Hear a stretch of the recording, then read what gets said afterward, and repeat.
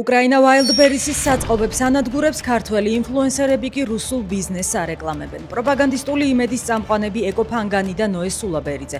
ოცნების მოკავშირე ხალხის ძალის დეპუტატის კაჭარავას ცოლი ქეთი ხატიაშვილი. ოცნების მხარდამჭერი ფილოლოგის გია მურღულიას მომღერალი შვილიშვილი მანუ მურღულია და მსახიობი ლაშა გურგენიძე. მოქალაქეებს მოუწოდებენ, რომ რუსული Wildberries-ის ონლაინ პლატფორმის მომხმარებლები გახდნენ. დიპლომატიური ურთიერთობების აღდგენა და ოკუპირებული რეგიონების აღიარება თავდაუსხმელობის გარანტიით. მიხეილ სააკაშვილის ინფორმაციით რუსეთმა ივანიშვილს ხელშეკრულების პროექტები გამოუგზავნა. უახლოეს კვირებში კობახიძეს ელიან მოსკოვში ხელის მოსაწერად აცხადებს მესამე პრეზიდენტი. მისივე ინფორმაციით რუსეთის მხრიდან ამ ყველაფერს პუტინის ადმინისტრაციის ხელმძღვანელის მოადგილე სერგეი კირიენკო კურირებს. ობა ფარტენაძეს პოლიციის მიმართ სიტყვიერ შეურაცხყოფასა და წვრილმან ხულიგნობას ედავებიან. როგორც შინაგან საქმეთა სამინისტრო ამტკიცებს, ფარტენაძემ 16 აგვისტოს მოწმის სახით გამოკითხვისას სამართალდამცველებს სიტყვიერი შეურაცხყოფა მიაყენა.